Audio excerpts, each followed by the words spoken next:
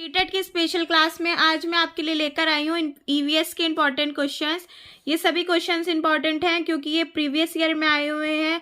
तो चलिए स्टार्ट करते हैं। हमारा फर्स्ट क्वेश्चन है ईवीएस में मानचित्रण कौशल।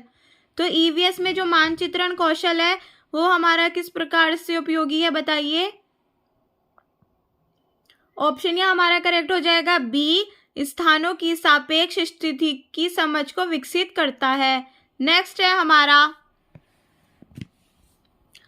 कक्षा 5th के समयन आमतौर पर अपना दिया हुआ कक्षा का कार्य नहीं करते हैं। मुद्दे को हल करने का सबसे अच्छा उपाय हो सकता है।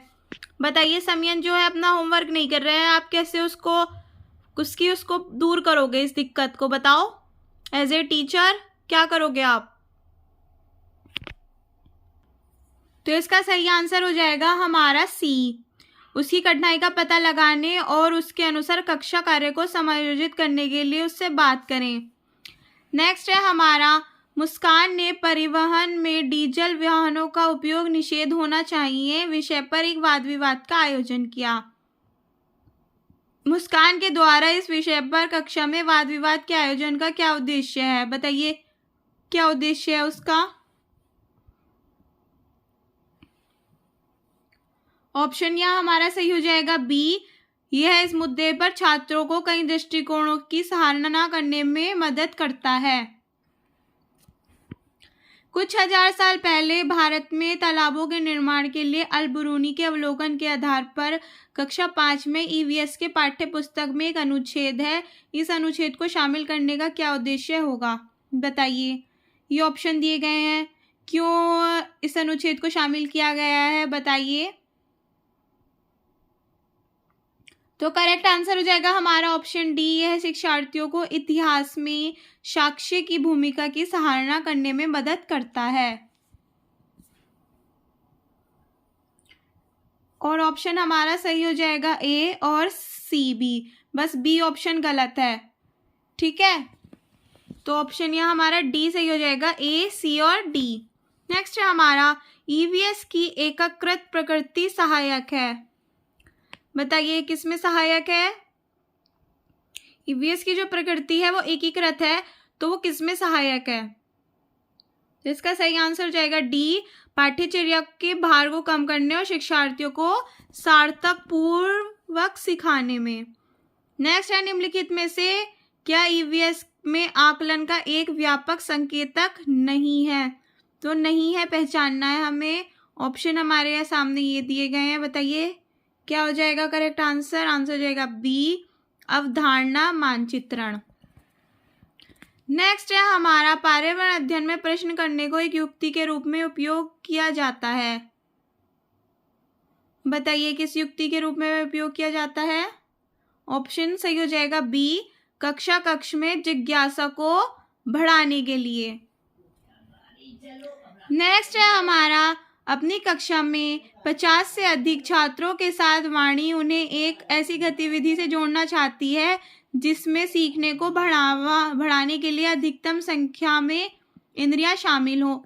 निम्न में से कौन सा क्रियाकलाप उपयुक्त कार्यों के लिए ठीक होगा। तो वाणी जो है वो ऐसा क्रियाकलाप कराना चाहती है जिसमें ज़्यादा से ज़्यादा छात्रों की इंद्रियां शामिल हों। हमारी 5 ज्ञान इंद्रियां होती हैं, तो बताइए कौन सा सबसे अच्छा रहेगा। तो यहाँ ऑप्शन हमारा सही हो जाएगा बी, नज़दीक के स्थान के लिए क्षेत्र भ्रमण का आयोजन करना। तो इससे क्षेत्र भ्रमण से बच्चों की सारी ज्ञानेंद्रियां एक्टिव रहेंगी।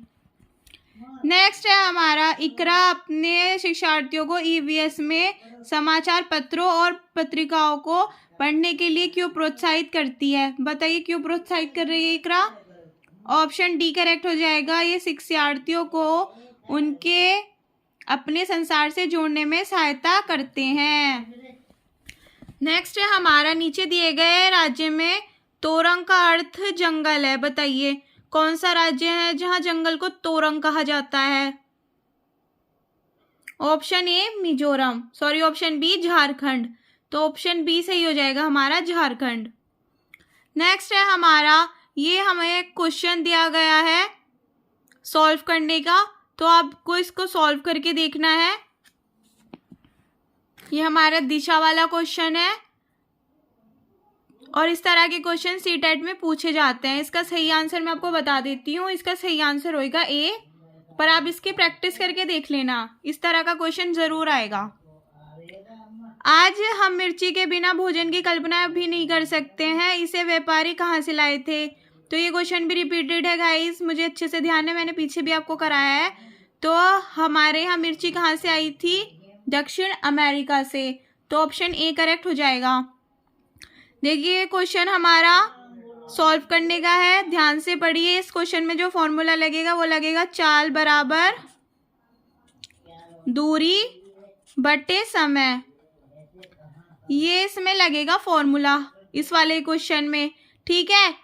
ये हमें दे रखी है दूरी, समय हम यहाँ से कैलकुलेट कर लेंगे और उसके बाद हमें निकालनी है चाल। तो इसका जो सही आंसर आएगा वो आएगा डी। आप एक बार इस फॉर्मूले में पुट करके इसको सॉल्व करना, देखिए ऐसे क्वेश्चन रिपीट होते हैं। तो इस तरह का भी क्वेश्चन आपके एग्जाम में ज़रूर पूछा जाएगा, चाल बराबर दूरी बटे समय का।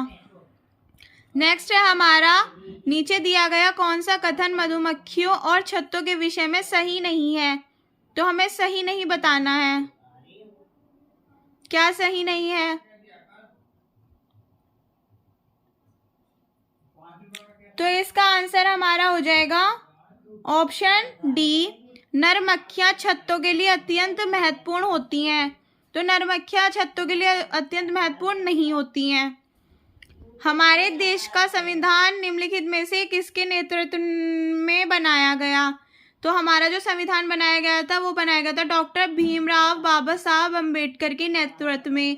इनको संविधान का पिता भी बोला जाता है।